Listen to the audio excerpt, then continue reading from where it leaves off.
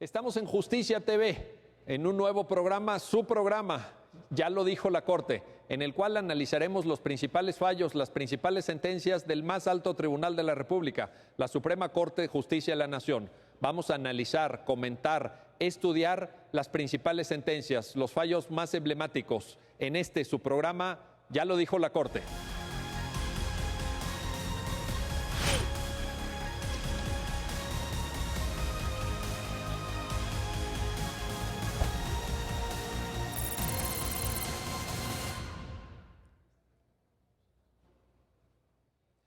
Pues bienvenidas y bienvenidos a su programa, ya lo dijo la Corte. El día de hoy vamos a analizar un tema que ha generado muchísimo interés, muchísimos comentarios, muchos análisis por la trascendencia del asunto abordado por nuestro máximo tribunal. En el amparo en revisión 237/2014 se analizó por parte de los integrantes de la primera sala de la Suprema Corte de Justicia de la Nación un asunto que tenía que ver con el uso lúdico, con el uso recreativo de la cannabis. Y para comentar la sentencia tenemos hoy a dos jóvenes, pero muy distinguidos e inteligentes juristas, Arturo Bárcena Zubieta, bienvenido Arturo, y Roberto Niembro. Roberto, un gusto tenerlos aquí.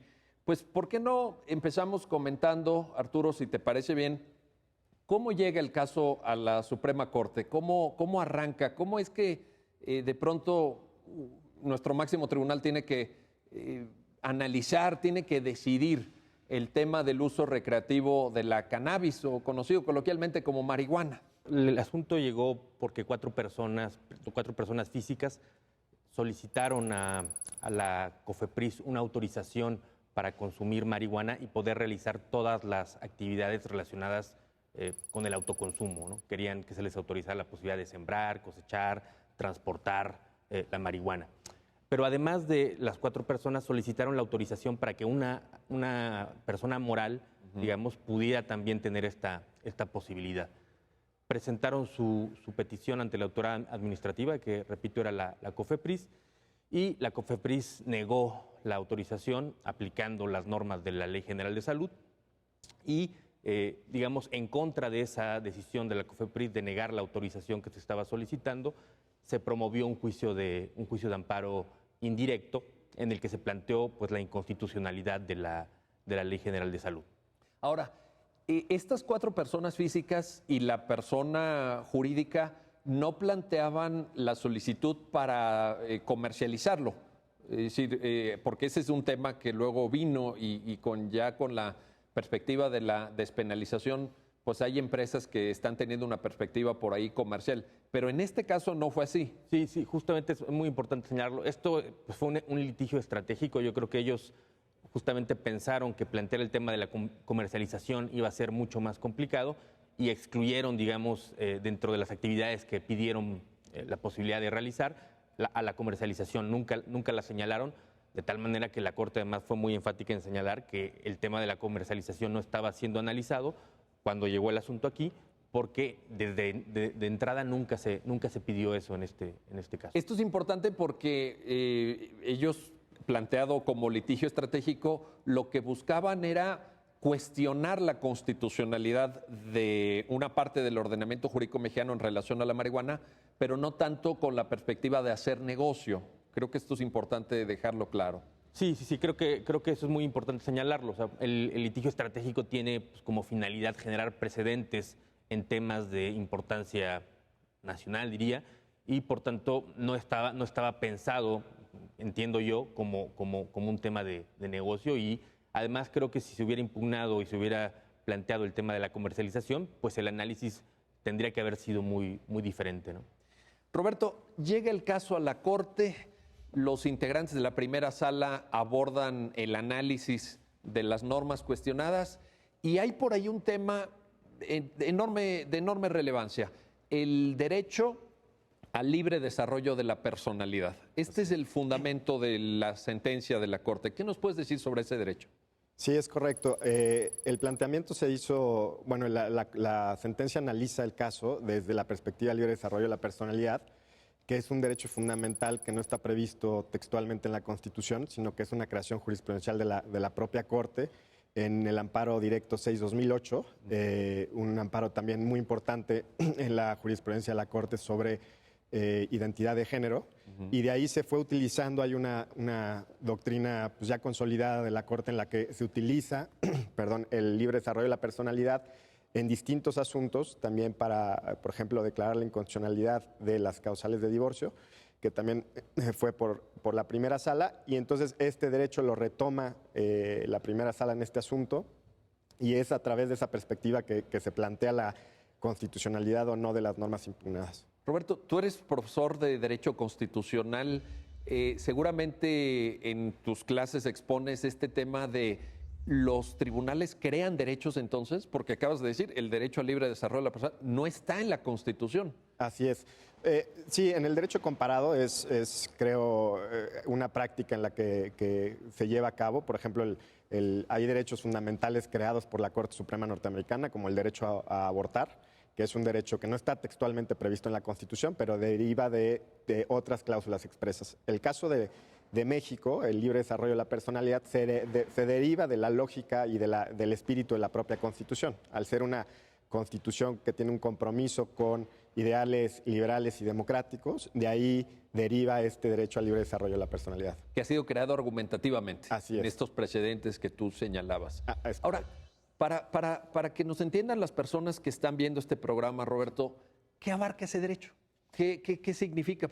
Ya nos dijiste claro. Cómo se crea, cuál es el origen, cómo la Corte lo va trabajando en varios asuntos. Así es. Pero, ¿qué comprende? Muy bien, el libre desarrollo de la personalidad está comprendido como una libertad residual. Es decir, es la esfera de autonomía de todas las personas que no están protegidas por otros derechos expresamente, por ejemplo. ¿En eso consiste cuando dices que es residual? Así es, en el sentido de que es una esfera de autonomía en la que el Estado no puede interferir, ¿no? Bajo una concepción netamente liberal del Estado, en la que el ciudadano puede hacer lo que quiera con su vida, siempre y cuando no afecte a terceros. Y es una esfera de libertad que no está protegida por otros derechos expresamente previstos en la Constitución, como podría ser la libertad de expresión. Ahí ya tenemos una libertad expresa que protege precisamente la expresión, ¿no? Y ahí no podríamos invocar el libre desarrollo de la personalidad. Así es. El libre desarrollo de la personalidad es para todas esas otras actividades que no están protegidas por ese derecho. Pero entonces déjame ver si entiendo bien. ¿Ese derecho al libre desarrollo de la personalidad implicaría una esfera, un ámbito donde los poderes públicos no pueden entrar? Así es.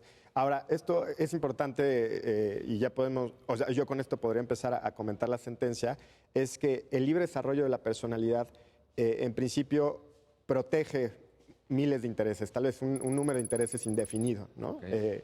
Aquí puede haber dos perspectivas, una perspectiva de si se protegen ciertos intereses especiales por el libre desarrollo de la personalidad o si se protege cualquier tipo de interés. En principio, la Corte ha protegido varios intereses que no están delimitados por la Constitución, pero se lo plantea como un cuestionamiento en principio, prima facie, ¿no? Es decir, dice, en principio esto pareciera estar protegido por el libre desarrollo de la personalidad. Después lleva a cabo un test de proporcionalidad para llegar a la conclusión si definitivamente o no está protegido ese interés que en principio estaba protegido. Pero abarcando ámbitos, digamos, reservados a la autonomía, a la decisión de cada persona, ¿cierto? Así es. Creo que detrás del libre desarrollo de la personalidad hay una concepción muy fuerte de la autonomía, una concepción liberal en la que el Estado no debe interferir, ¿no? Y que ahí el Estado está limitado a que el ciudadano haga con su vida lo que quiera hacer, siempre y cuando no dañe a terceros. Arturo, este planteamiento que Roberto comenta es la base de la demanda de las 4 personas físicas que figuran como quejosas en el juicio de amparo. La demanda plantea una visión muy liberal, digamos, muy sostenida en la autonomía personal, que es la vía por la cual luego la Corte va construyendo su argumentación. ¿Es esto correcto? Sí, es interesante ver, digamos, cómo hicieron ellos el planteamiento. En realidad, ellos señalaron una serie de derechos que consideraron violados, desde luego todos con una conexión muy importante con la autonomía personal. Ellos hablaron de que se le violaba la propia imagen, el libre desarrollo de la personalidad y algunos otros derechos más que plantearon. Y la decisión de la Corte fue precisamente como, con independencia de los derechos en específico que ellos hubieran señalado, ver exactamente cuál era el planteamiento que estaba detrás. Y obviamente el planteamiento que estaba detrás era, sin lugar a dudas, la idea de que se estaba afectando la autonomía de las personas en la medida que no se les permitiera hacer una actividad como el uso lúdico de la marihuana. Es decir, las personas en su tiempo libre pueden hacer lo que gusten con su cuerpo, pueden consumir las sustancias que consideren, bueno, en este caso específicamente la marihuana o los derivados de la marihuana. Sí, justo eso es interesante porque, digamos, la forma en la que ellos plantean el asunto hace que la Corte considere que el derecho, digamos, más indicado para analizar lo que estaban planteando era el libre desarrollo de la personalidad, por las razones que ya ha explicado Roberto. Y, digamos, ahí el tema del esparcimiento claramente es un tema que entra, digamos, en el libre desarrollo de la personalidad. La forma en la que uno decida tener actividades de esparcimiento es algo, o es la pregunta, digamos, que decide la Corte, enfocada específicamente hacia el uso lúdico de la marihuana. Y me gustaría ahí agregar a lo que ya señalaba Roberto, que me parece también muy interesante la forma en la que se ha desarrollado este derecho. Como decía Roberto, es un derecho pues, que se concibe como un derecho residual. Todas aquellas cosas que no encuentran una protección en una libertad en específico, en principio podrían caer ahí. Pero la forma en la que la Corte lo ha ido desarrollando es a través de preguntas específicas, ¿no? Si la decisión de la posibilidad de tener la reasignación sexogenérica en el acta de nacimiento está cubierto o no por el derecho. Si la posibilidad... A ver, ¿por qué no nos detenemos ahí un segundito? Porque ese fue el precedente que citó Roberto. Ese es el primer caso. Exacto. A ver, ¿por qué no nos cuentas así someramente, de manera resumida, ese caso? ¿Cómo surge? ¿Quién lo plantea? Sí, el caso surgió, digamos, a partir de una petición de una persona transexual que quería que se le hiciera una reasignación sexogenérica en el acta de nacimiento, digamos, para que correspondiera a lo que dice el acta con la forma en la que esta persona se autopercibía su identidad. Y centralmente la pregunta ahí consistía en saber si esa posibilidad, esa decisión de la persona estaba o no cubierta por el libre desarrollo de la personalidad. Obviamente era un tema que tenía que ver con la autonomía personal, la idea de cómo queremos que se nos perciba o cómo nos autopercibimos, pues está realmente conectado con esta cuestión.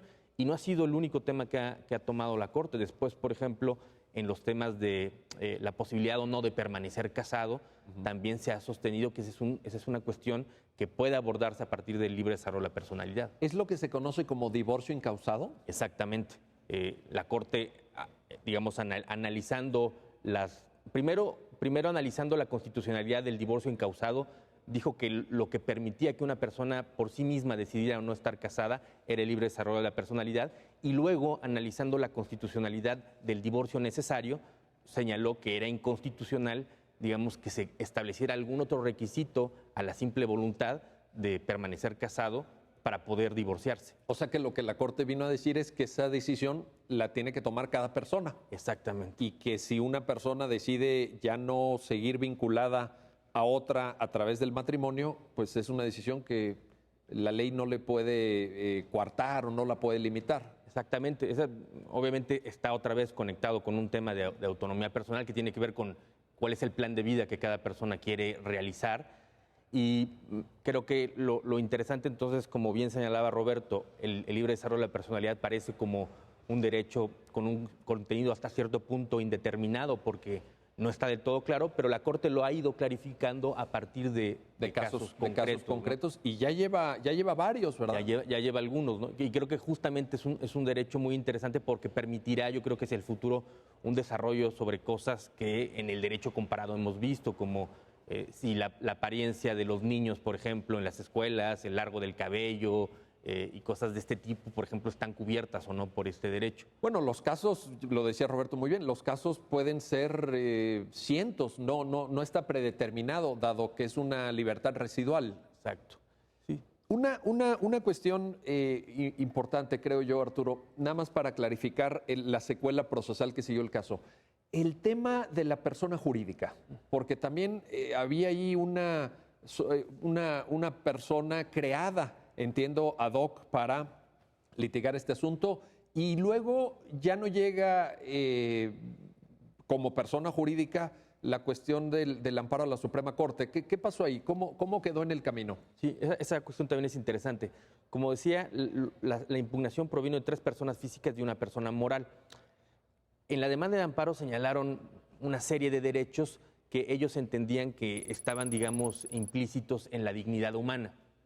Entonces, lo que hizo el juez de distrito fue negar el amparo respecto de las personas físicas con distintos argumentos, pero en relación a la persona moral, lo que dijo el juez de distrito es que el argumento pues, era inatendible porque las personas morales no tenían dignidad y entonces todos los derechos que ellos alegaban que se vulneraban no se podían violar respecto de la persona moral, pues porque la idea de que esta ficción, que es una persona moral, no tiene dignidad. Entonces, esa decisión del juez de distrito de declarar, técnicamente lo llamó inoperante el argumento de los quejosos, después no fue impugnada en la revisión que llegó aquí a la Suprema Corte y quedó firme. Entonces la Corte ya no se pronuncia sobre el tema de la persona moral por esa razón. Pero entonces, digamos que fue un tema de técnica procesal o de técnica jurídica por medio del cual pues ya la Corte ya no tiene esa oportunidad. Pero no hay un criterio de la propia Corte ratificando no la decisión del juez cuando dice la dignidad es propia de las personas físicas, no de las personas jurídicas, ¿cierto? Exacto, no hay un criterio de la Corte. Porque las personas jurídicas pueden tener derechos fundamentales. Claro, ahí es muy interesante porque, digamos, lo que uno ve, sobre todo en el derecho comparado, es que hay claramente una distinción de ciertos derechos que puede tener una persona moral y algunos otros que por su propia naturaleza no. La Corte, hasta donde conozco su doctrina, no ha terminado de clarificar esto, digamos, de una manera tan precisa. Pero yo creo que sería posible sostener que efectivamente el juez de distrito en este caso tenía un punto, ¿no? Al considerar que si la impugnación iba en ese sentido, alegando la dignidad humana, pues la persona moral pues no tiene esta posibilidad y por tanto desestimó el argumento. Aunque, repito, no hay una posición de la Corte en específico sobre este tema. Bueno, pues ha llegado el momento de hacer una pausa.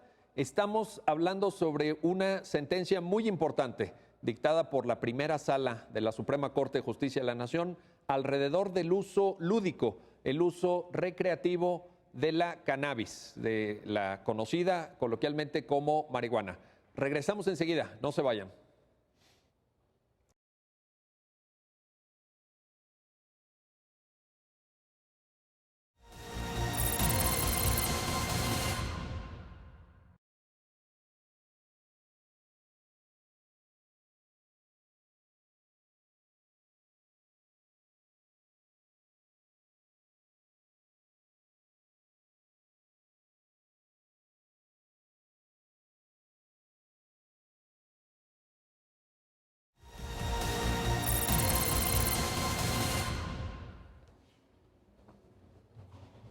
Pues regresamos a la segunda parte de su programa, ya lo dijo la Corte.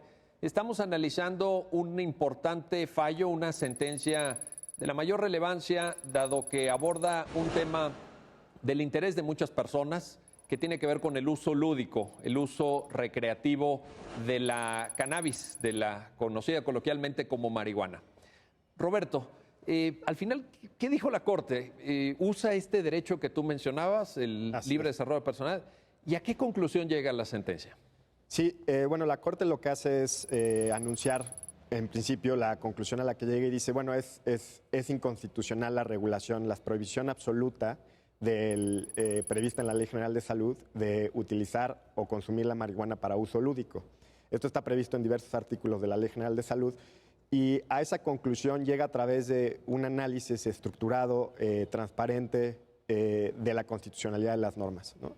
Esto, como debo decir, creo que la sentencia marihuana es tal vez la sentencia en la que mejor se hace el test de proporcionalidad en toda nuestra jurisprudencia. Así como hay otras sentencias en el derecho comparado que en la Suprema Corte de Canadá o en la Suprema Corte alemana que tienen identificado cuál fue su sentencia pionera en el test de proporcionalidad, creo que ya será para nuestros para nuestra jurisprudencia, esta sentencia será considerada como esa, ¿no? El parámetro del test de proporcionalidad. ¿En qué consistió? Bueno, lo primero que se pregunta la sentencia es si la pretensión de los que litigan, de los quejosos, está amparada en principio por el libre desarrollo de la personalidad. Eso simplemente es un primer acercamiento al tema.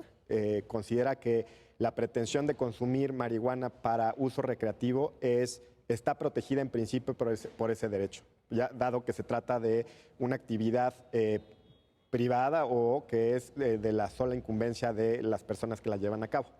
Ahora, esa es solo la entrada, ¿no? Porque podría haber dicho que no estaba protegida y de ser así, entonces el análisis terminaba ahí, ¿no? Hasta ahí hubiera llegado. Hasta ahí hubiera llegado. Sin embargo, una vez que dice es así, esto está protegido en principio, entonces lleva a cabo lo que es el test de proporcionalidad.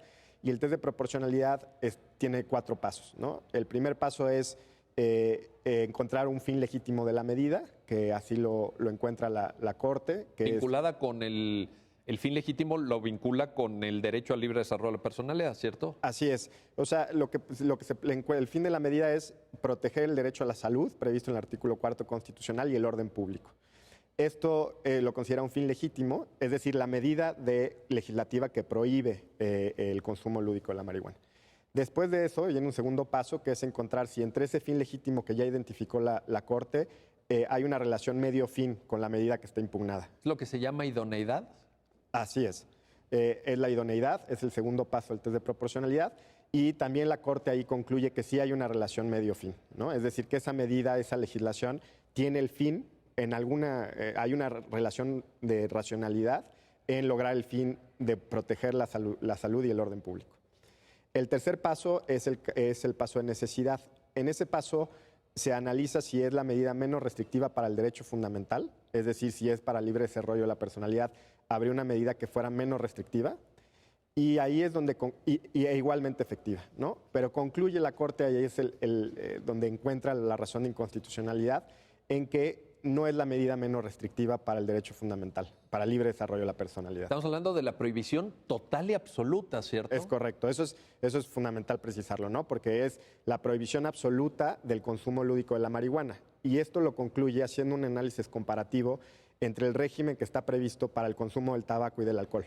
Y dice, ahí hay un régimen de permisión controlada en el que no hay una prohibición absoluta. Entonces, si ante sustancias similares, con efectos similares para la salud, o sea, para la afectación a la salud, hay este otro tipo de régimen, porque se aplica una restricción absoluta en el caso de la marihuana. Entonces, ahí es donde encuentra que hay una posibilidad de regulación que es menos restrictiva para el derecho fundamental. A ver, aquí me interesa. Roberto está planteando un tema muy importante. A ver, Arturo, ayúdanos a clarificar este punto. Él dice afectaciones a la salud por sustancias como el tabaco o el alcohol. En la sentencia hay, en una serie de notas a pie de página, evidencia científica, evidencia médica. ¿Qué nos indica esa evidencia que citó la primera sala en esta sentencia que estamos analizando? Sí, creo que el uso de la evidencia científica en la sentencia está condicionado por la aproximación o por la metodología que utiliza la Corte para enjuiciar la constitucionalidad de la ley. Como ya lo señaló Roberto, utiliza una herramienta argumentativa que, digamos, viene del derecho comparado, que es el test de proporcionalidad.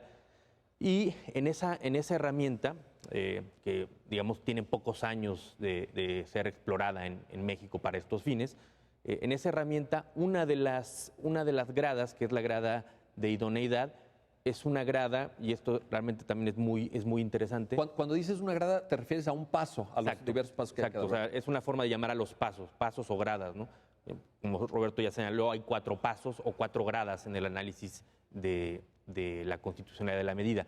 Este paso o esta grada es la segunda, que tiene que ver con la idoneidad, y es una grada, repito, muy interesante porque introduce el tema del control constitucional de la ley cuestiones empíricas, cuestiones que pueden, digamos, dilucidarse con pruebas, porque lo que se analiza en esa grada es si la medida legislativa que se está impugnando efectivamente es causalmente adecuada para promover el fin que se ha identificado como el fin de la medida, que en este caso es la protección de la salud.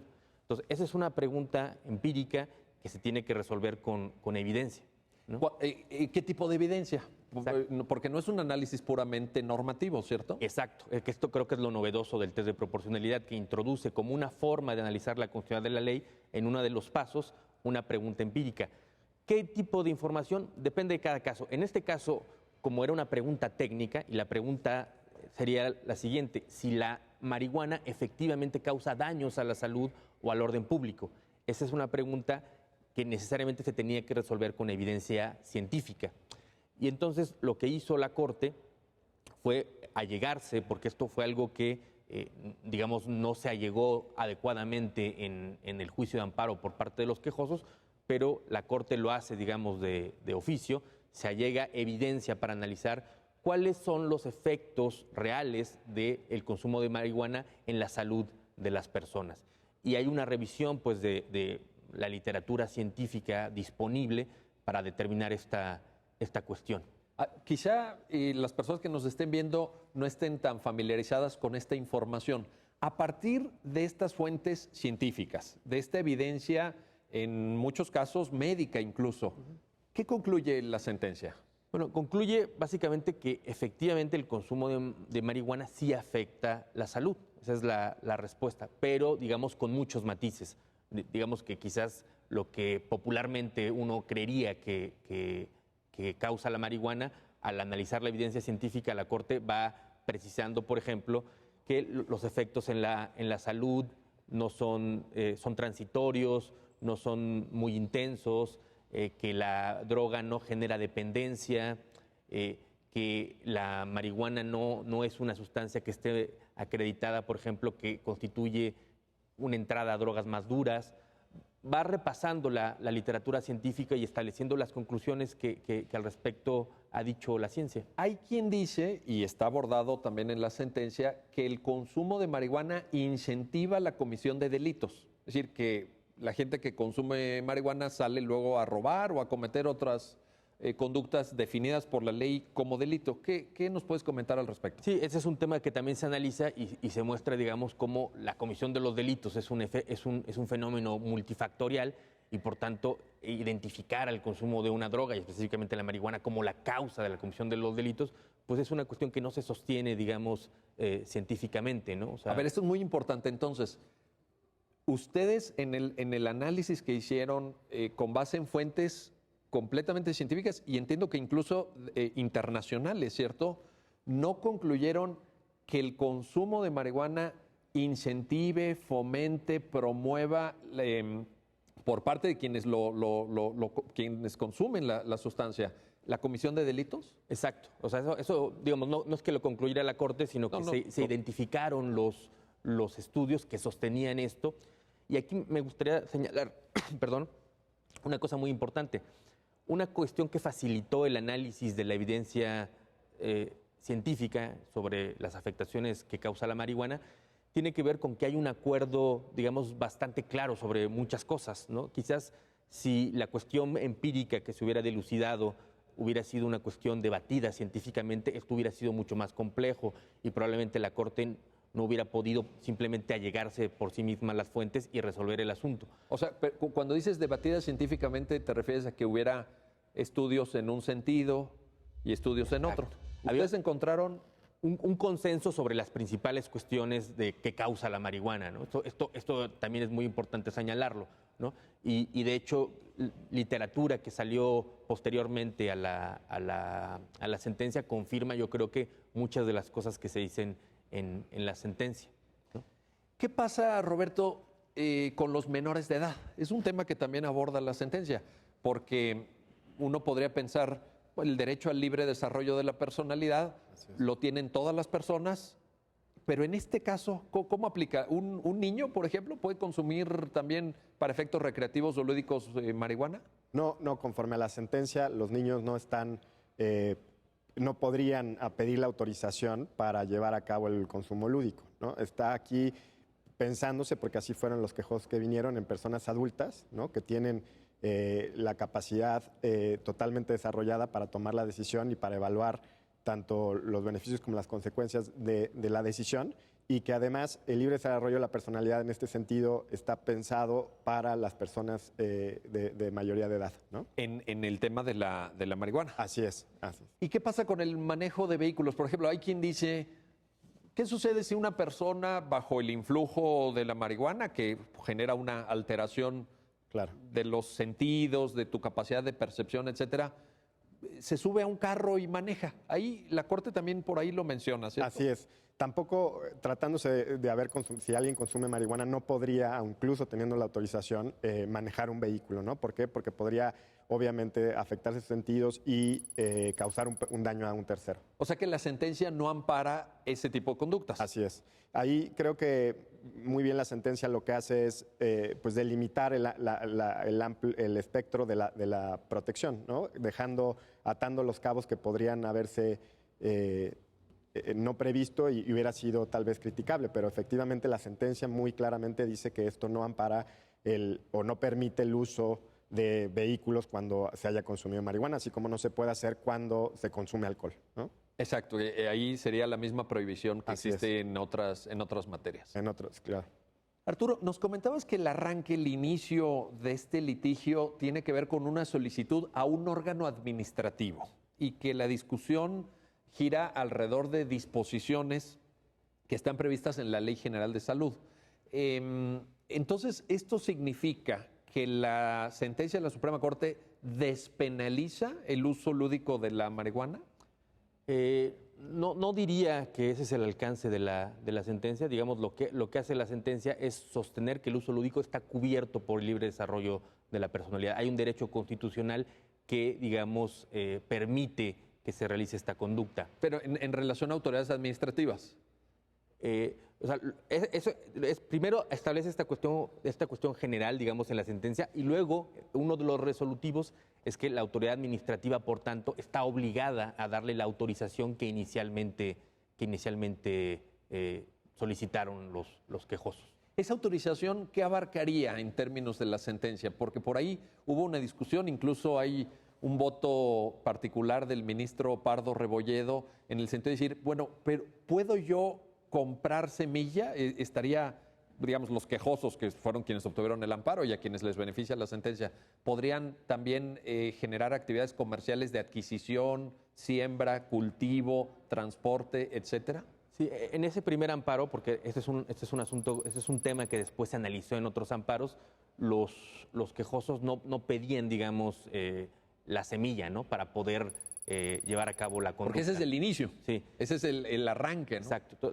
La postura del ministro Pardo en este asunto me parece interesante. Lo que sostenía es que, pues dado que no se tenía la semilla, digamos, pues no tenía ningún sentido analizar lo demás, ¿no? Pero también hay que recordar que, digamos, este es un amparo de estricto derecho y que si ellos no tenían la semilla, pues, y no solicitaron la posibilidad de que se les dieran las semillas, pues es una cosa que técnicamente la Corte podría decidir a pesar de que esté esa cuestión, porque así no se le planteó el asunto, ¿no? Pero en esta sentencia lo que dice es el consumo. Ese es El consumo, y la autoridad administrativa tiene la obligación de darle una autorización para que realicen todas las actividades que se requieran para el autoconsumo. ¿De dónde sacarían las semillas? Pues eso no lo aclara la sentencia. Bueno, pues muy bien, estamos llegando al final de este segundo bloque en su programa. Ya lo dijo la Corte. Estamos analizando un importante fallo de la primera sala de nuestro máximo tribunal alrededor del uso lúdico, del uso recreativo de la cannabis. No se vayan, volvemos enseguida para el siguiente bloque de este programa. Ya lo dijo la Corte.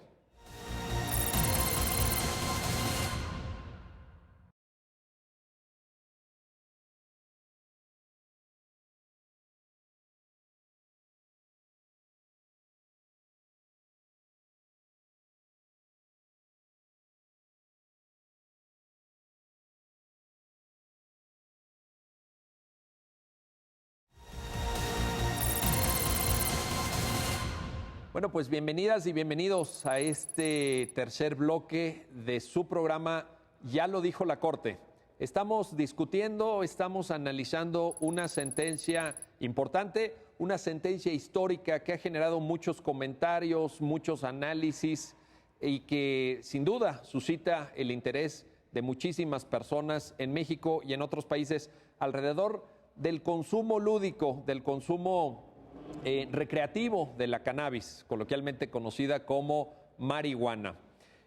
Roberto, entonces lo que tenemos es un escenario donde ya la Corte avanza a través del uso del test de proporcionalidad, el derecho al libre desarrollo de la personalidad, en garantizar esferas de autonomía para los individuos. Pero es una sentencia que luego se ha venido reiterando en otros criterios. ¿Qué sigue?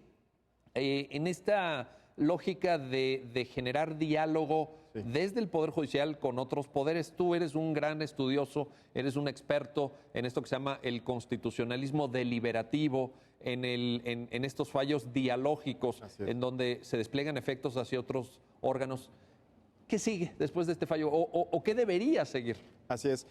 Yo creo que este es un aspecto muy importante de resaltar de esta sentencia. Bueno, en el momento actual ya tenemos 5 sentencias en el mismo sentido, ya existe jurisprudencia. Ahora próximamente hay una declaratoria general de inconstitucionalidad que estamos esperando a conocer el proyecto y en su caso la resolución del Tribunal Pleno.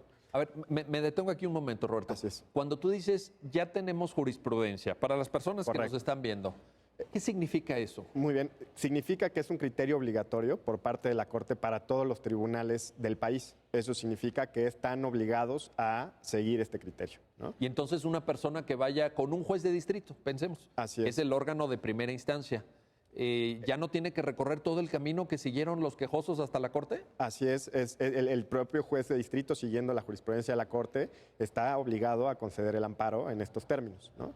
Eso es lo que genera la jurisprudencia. Está obligado, dices. Está obligado, claro. No puede resolver en otro sentido. Así es, no puede resolver en otro sentido. Perfecto. Y existe la posibilidad, si se da la declaratoria general de inconstitucionalidad, que esas normas de la Ley General de Salud sean expulsadas del ordenamiento, ¿no? Que es un efecto distinto, y si se llegara a dar ese supuesto, entonces ya nadie tendría que promover un juicio para estar protegido, ¿no? Porque esa norma dejaría de estar vigente en nuestro ordenamiento. O sea, la declaratoria general lo que hace es expulsar a la norma. Así es, expulsa la norma. ¿Con efectos? Para todos, ¿no? Para eso se requiere una votación calificada del Tribunal Pleno de 8 votos de los 11 ministros y ministras que conforman la Suprema Corte, pero eso conllevaría que ya nadie tiene que interponer un juicio de amparo, sino que la propia autoridad, o sea, ya no existiría la norma y entonces la autoridad administrativa tendría que conceder la autorización.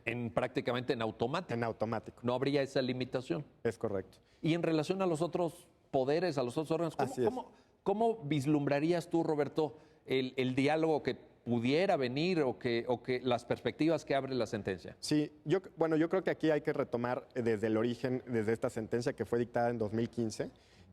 Creo que el diálogo es un caso paradigmático para nuestra Corte porque generó un diálogo tanto en la esfera pública informal, podríamos decir, entre los ciudadanos, en las mesas de café, en las sobremesas, entre las familias, entre amigos, y también un diálogo en el Parlamento, en el Congreso, ¿no? De hecho, la sentencia se dicta en noviembre de 2015 y en 2016, a principios de 2016, el entonces presidente de la República convoca un debate nacional en el que se lleva a cabo durante algunos meses foros de distinto tipo y en el que se retoman los argumentos de la Corte. Esto creo que es fundamental porque la Corte lo que hace en ese momento es enriquecer la deliberación parlamentaria, ¿no? Fue tanto un debate nacional convocado por el presidente como mesas de diálogo convocadas por el Senado, que concluyen en una iniciativa que presenta el entonces presidente de la República y que se aprueba una reforma en 2017 a la Ley General de Salud para permitir el uso para temas medicinales. Ahora, eso fue relevantísimo. En relación a la marihuana. A la marihuana, correcto. Exactamente. Entonces, interesantísimo porque genera ese debate tanto en el Parlamento como, mencionaba, en la esfera pública informal. Y ahí significa que convierte un asunto en un asunto público de debate nacional, ¿no? Si bien el conflicto, el problema que tenemos de seguridad pública por el tema de la delincuencia, no se había visto el tema del consumo lúdico como un tema de derechos humanos en el que está de por medio la autonomía personal y ese es un tema principal que incorpora al debate público. También incorpora la necesidad de debatirlo con base en estudios científicos, ¿no? No solo que sea opiniones no informadas, sino que opiniones en las que hay mucho estudio científico que tienen que ser tomados en cuenta. ¿Es lo que mencionaba Arturo en relación a la evidencia médica, a los estudios que cita la propia sentencia? ¿Te refieres a...? A eso me refiero, sí, que en esos debates nacionales que hubo posterior a la sentencia se menciona expresamente que además de ser una perspectiva de derechos humanos, que antes no se mencionaba así o se mencionaba con menos énfasis, ahora también se requiere que sea una discusión científica, ¿no? Y una discusión además con una perspectiva de salud pública, que también no es solo la prohibición absoluta o la penalización, sino que hay de por medio un problema de salud pública que tiene que ser tenido en cuenta. Y creo que todos estos aportes que hace la sentencia, porque no es que sea algo que no se pueda aprobar. En los propios debates nacionales que se convocaron, se hace muchas veces referencia a la sentencia y se hace muchas veces referencia al contenido de la sentencia. No solo se citaba la sentencia, sino que se hacía referencia a la perspectiva que la sentencia aportaba. Ahora, cuando tú mencionas que entonces el análisis se tiene que hacer desde el punto de vista de la evidencia científica, sí, de los análisis rigurosos con el método científico, con la perspectiva de derechos humanos, pues lo que yo entiendo que nos estás diciendo, Roberto, es que tenemos que dejarnos un poquito de los prejuicios que pueda haber alrededor de la cannabis. ¿Es esto así? Sí, yo creo que exactamente. Yo creo que la sentencia lo que hace también es poner sobre la mesa las cosas más objetivas, ¿no? Como decía Arturo, en las cosas básicas que dice la sentencia hay un consenso científico y entonces nos obliga a ya no a argumentar con base en prejuicios, sino que nos dice aquí están las cosas, no me lo estoy inventando yo, y creo que eso debe ser tomado en cuenta en el debate subsecuente. Creo que el debate ahora pues, también queda en la ciudadanía, ¿no? Somos los ciudadanos los titulares de los derechos fundamentales y también somos nosotros los que tenemos que seguir debatiendo sobre este tema como con muchos otros que decide la Corte, ¿no? Ahora, Arturo, pues entonces, con base en esta reflexión que nos comparte Roberto, diríamos que funciona un poco la sentencia como un detonante. Es decir, es una sentencia que naturalmente resuelve la situación jurídica de 4 personas, las 4 que pues promueven originalmente la solicitud ante la Comisión Federal de Protección de Riesgos Sanitarios, pero al final del día, pues esto va más allá, generó un enorme impacto. ¿Tú cómo lo valoras? Sí, creo que me gustaría retomar esto último que dices, Miguel, o sea, de que es una sentencia que beneficia a 4 personas, es cierto, ¿no? Y esta es la idea de que el amparo solo beneficia a los que litigan, ¿no? Porque así lo ordena la Constitución. Porque así lo ordena la Constitución. Pero hay una perspectiva que creo que se pierde de vista cuando se señalan cosas como esas, que aunque la Corte dijo esto y benefició con una sentencia a 4 personas, lo cierto es que al decir todo esto la Corte genera un precedente constitucional, ¿no? Y la idea de los precedentes constitucionales es que son reglas que aplican para casos similares hacia el futuro.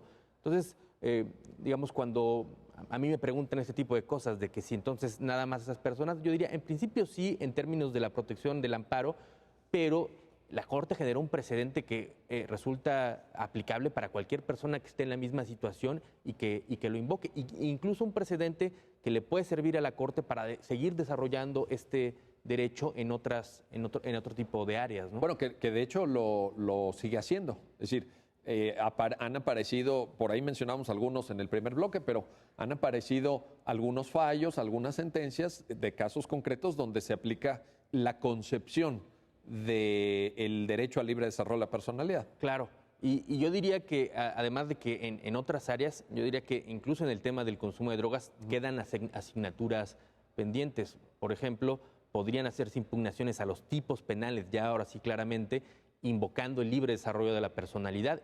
Y hay un desarrollo sobre el derecho que, aunque el asunto que revisó la Corte es un asunto administrativo, a mí me parece que en principio las razones o la interpretación sobre el derecho sí podría ser eventualmente aplicable en una impugnación penal. A ver, aquí vamos a detenernos en este punto que mencionas porque es de la mayor importancia para que nos entiendan quienes nos están viendo.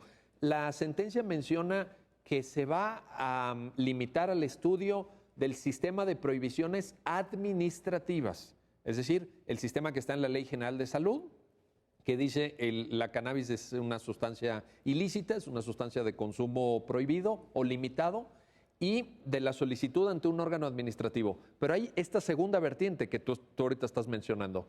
hay normas en el Código Penal. ¿Qué nos puede referir al respecto? Sí, yo creo que esto también tiene que ver con lo que mencionamos al principio, de que esto fue un litigio estratégico. Yo creo que ellos lo plantearon de esa manera, solamente impugnando, digamos, las prohibiciones administrativas, porque se entendía que el tema penal pues es un tema que tiene otras aristas que quizás hubieran dificultado un primer acercamiento de la Corte. La sentencia no lo abarca, ¿cierto? La sentencia no lo abarca, aunque hace una consideración específicamente para las personas, en el sentido de que al obligar a la autoridad administrativa a conceder la autorización que estaban solicitando, estas personas en ningún caso cometerían los delitos que requieren que se consuma o que se tenga la marihuana sin autorización. Sí, porque no tendría sentido que la Corte los protegiera en el tema administrativo, pero luego viniera la autoridad de ya penal a sancionarlos, ¿verdad? Exacto. O sea, para ellos tendría esa particularidad, pero yo creo que aquí el tema interesante que abre es, digamos, para todos los casos, sabemos que hay personas que están en la cárcel por haber consumido o por tener en su posesión marihuana en sustancias que sobrepasan un poco la dosis permitida por las leyes, pero digamos que la tenían para su autoconsumo. Entonces creo que hay una cuestión, por ejemplo, que se abre de cara al futuro, la idea de si esas normas penales que criminalizan la posesión o la posesión, digamos, en cierta cantidad, no serían también violatorias del libre desarrollo de la personalidad. Pues qué tema tan importante, qué perspectiva tan interesante nos abre, que a lo mejor será materia de otro litigio estratégico. Habrá quien decida plantear esto, aunque la situación de los quejosos seguramente será más delicada, porque supondría que enfrentaran ya, pues por lo menos una carpeta de investigación, me imagino, en materia penal, para poder cumplir con los requisitos de legitimación activa. Roberto, como ya lo decíamos, eres profesor de Derecho Constitucional, doctor en Derecho por la Universidad Complutense también. ¿Cómo le fue en el análisis académico esta sentencia? ¿Qué dicen las universidades, los profesores, los académicos, los articulistas sobre este fallo? Bueno, yo creo que se ha escrito de dos perspectivas de la sentencia. Una es sobre la concepción de autonomía que se maneja, que es una concepción muy robusta. Esto claramente es parte de una concepción liberal del Estado, ¿no? que viene desde Stuart Mill, una concepción en la que no hay siempre y cuando no hay una afectación a terceros, las actividades que quiera llevar a cabo una persona están en su decisión, es propia decisión. ¿Es el principio de daño de John Stuart Mill? Así es, de que mientras no haya un daño a terceros, no tendría por qué ser restringida la libertad. O sea, una persona puede hacer consigo misma, ¿cómo lo decía John Stuart Mill? Hay una frase muy bonita, ¿no? Sí, bueno, lo que decía era que mientras no habría un daño tercero, no podría restringirse la libertad. Ahora, esto es una discusión que está ahí presente sobre lo que generó la discusión académica. Y la otra vertiente, pues es esta vertiente sobre la deliberación democrática que generó la sentencia, ¿no? Yo creo que son vertientes distintas. Normalmente nos enfocamos en la primera perspectiva sobre cuál es el alcance que le estamos dando a nuestras libertades. Y el segundo es un aspecto pues, más novedoso, menos explorado, pero que también creo que es sumamente relevante, ¿no? Para la discusión en derecho constitucional. Pero le fue bien en el campo académico a la sentencia. Creo que sí, creo que es una sentencia que fue bien recibida, que fue comentada. También hay estudios críticos como en cualquier fallo, ¿no? Y creo que lo importante es que posterior a la sentencia haya esa discusión tanto de la academia como de la ciudadanía, ¿no? Que no es común, ¿no? Que a veces siempre los fallos de los tribunales constitucionales, de los tribunales supremos, bueno, generan reacciones encontradas, pero en este caso parece que generó esta perspectiva del debate posterior. Se presentaron iniciativas legislativas también de reforma en el terreno académico, pues fue también materia de análisis y en general pues celebrada, diría yo. Sí, así es. Incluso el Instituto de Investigaciones Jurídicas del UNAM creó un micrositio para debatir sobre la sentencia. Hubo foros académicos, incluso libros que se generaron para discutir sobre el tema del consumo lúdico. Creo que sin duda tiene un saldo muy positivo y que bueno, nos invita a seguir debatiendo, ¿no? Creo que no es un debate cerrado y que de eso se trata bueno, la discusión sobre nuestros derechos. Dice Roberto, no es un debate cerrado. Hay que seguir discutiendo, hay que seguir analizando. tú, Arturo, nos ponías una perspectiva que es la de ahí sí ya estrictamente de la despenalización en la ruta del derecho penal. ¿Qué otro escenario ves? Porque también hay que decir una cosa, la sentencia trata de una droga, de una sustancia estupefaciente, que es la marihuana. ¿Y qué más? ¿Qué más se puede plantear? Sí, yo creo que ahí justo hay una discusión en general sobre el tema de las drogas y digamos desde el punto de vista de la autonomía personal. Yo creo que la sentencia en este caso sí fue muy precisa, digamos atando todos los efectos al análisis de una droga en específico. Yo creo que tratándose de otras drogas, los argumentos de autonomía también desde luego pueden hacerse, pero también habría que ver, digamos, cuáles son los daños que causan esas otras drogas para poder eventualmente evaluar la constitucionalidad de las normas que prohíben su consumo. Y yo creo que la conclusión no necesariamente tiene que ser la misma, porque hay que recordar que en esta sentencia llega a esas conclusiones sobre la base de que las afectaciones a la salud que causaba la droga eran bastante menores, ¿no? Entonces, a mí me parece que desde luego que es un tema que se tiene que seguir explorando, que se tiene que seguir discutiendo. Yo diría que aquí hay una cuestión también muy importante de la sentencia, como ya señalaba Roberto, que es la idea de que la discusión pública en torno a las drogas, yo creo que sobre todo la parte crítica estaba centrada a la idea de los costos sociales que tiene la guerra contra las drogas, lo ineficaz que ha sido porque la gente sigue consumiendo drogas. Y la Corte puso sobre la mesa una vertiente que no había sido lo suficientemente destacada, que es el tema de la autonomía personal. O sea, hasta qué punto podemos nosotros también tomar las decisiones informadas, sobre todo, de qué cosas queremos consumir para efectos, digamos, de esparcimiento. Pero entonces, ¿habría respecto a otras sustancias estupefacientes, psicotrópicas, que analizar caso por caso la evidencia médica, la evidencia científica para ver qué daños generan en la salud? Yo creo que sí, porque al final lo que hace la sentencia es un análisis de proporcionalidad. Ve la afectación al derecho, que era muy intensa porque había una prohibición absoluta del consumo, pero también, digamos, qué tanto se avanza la protección en la salud. Entonces, si la droga no causa muchos daños, podemos decir que la protección de la salud no es muy intensa al prohibirlo.